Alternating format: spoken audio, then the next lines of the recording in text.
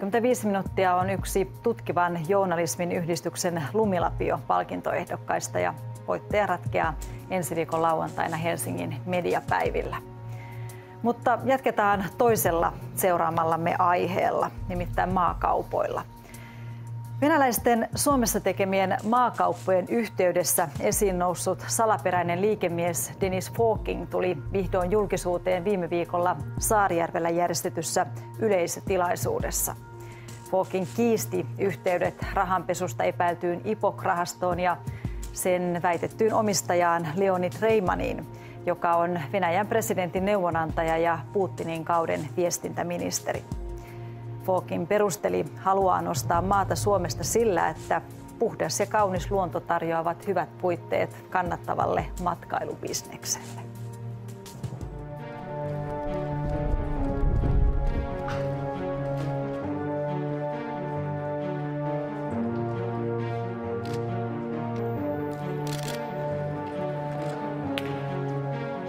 Pyydetään oikaisemaan niitä väärinkäsityksiä, joita tässä asiassa on syntynyt. Paikalle ja Maata Suomesta hamuava pietarilainen liikemies Denis Fokking asettui esikuntineen yleisön eteen viime perjantaina Saarijärven liikuntahallissa. И сегодня у нас есть возможность снять те вопросы, которые у нас были. Olen iloinen siitä, että olette kokoontuneet tänne ja tällä hetkellä Keski-Suomesta ja Pirkanmaalta maata ostanut Fokking on 40-vuotias. Lentokonealalla sekä telealalla koulutettu liikemies on luvannut investoida Saarijärvelle jopa 100 miljoonan euron edestä luksusloma-asuntoja, kylpylän sekä golfkentän. Это во-первых. Во-вторых, на сегодняшний день у меня есть доход, который задекларирован в России, с которого уплачены налоги. И я не вижу никаких проблем найти необходимые инвестиции на приобретение, по крайней мере, первой части этого проекта. Denis Fokking toimii läheisessä yhteistyössä opiskelutoverinsa pietarilaisen Konstantin Suhinin kanssa.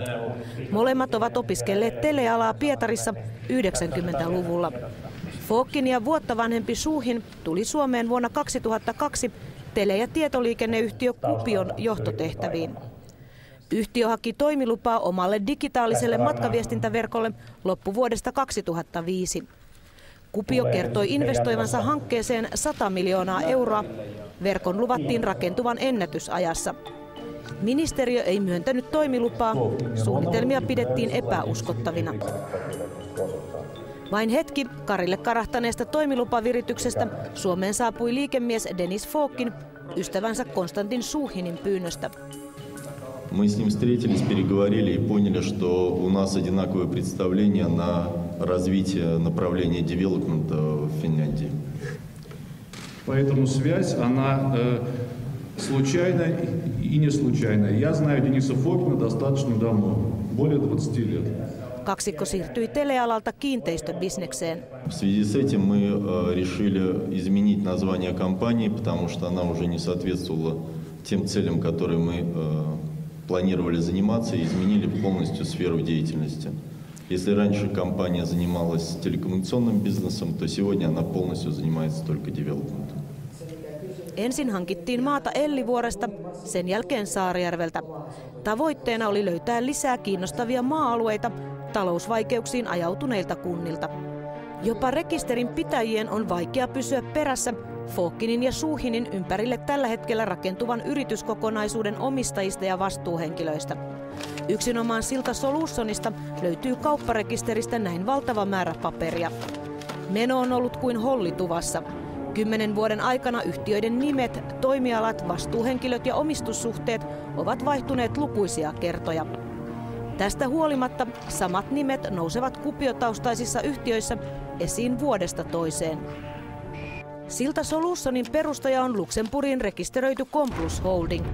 Perustajayhtiön omistaa puolestaan Bermudalle rekisteröity IPOK-rahasto.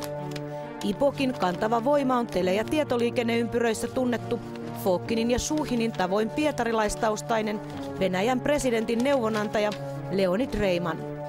Reiman toimi 90-luvulla Pietarin puhelinyhtiön johtajana. Tuohon aikaan kaupungin varapormestarina työskenteli Vladimir Putin. Kun Putinista tuli pääministeri 10 vuotta sitten, lähti Reiman hänen mukaansa ministeriksi Moskovaan. Saarijärvellä esiin astuneet venäläiset haluavat kiihkeästi häivyttää yhteyden Komplusiin ja sitä kautta Ipokiin sekä Reimaniin. Я генеральный директор Silta Salutians Oy. Никакого отношения к Komplus холдингу на сегодняшний день компания не имеет. Vielä muutama päivä sitten sähköisessä e-porttirekisterissä Silta Solutionin emoyhteisöksi mainittiin kuitenkin yhä luxemburgilainen Komplus Holding.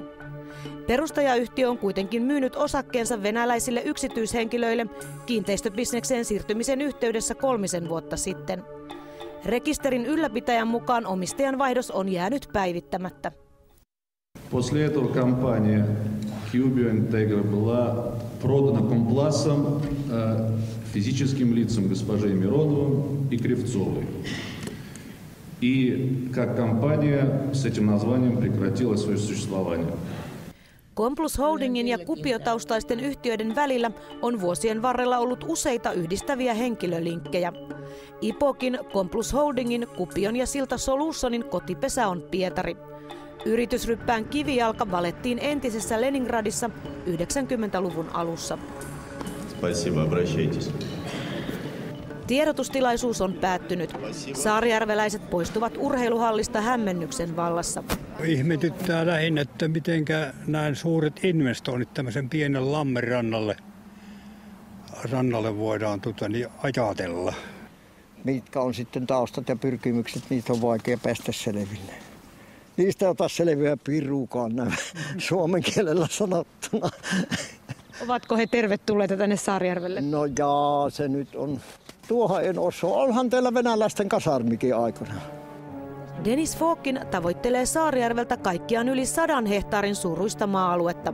Sastamalan Ellivuoresta hankitulle maalle luvataan rakentaa muutama huvila vielä tämän kevään aikana.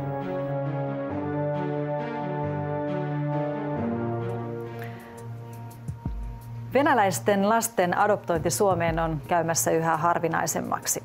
Venäjällä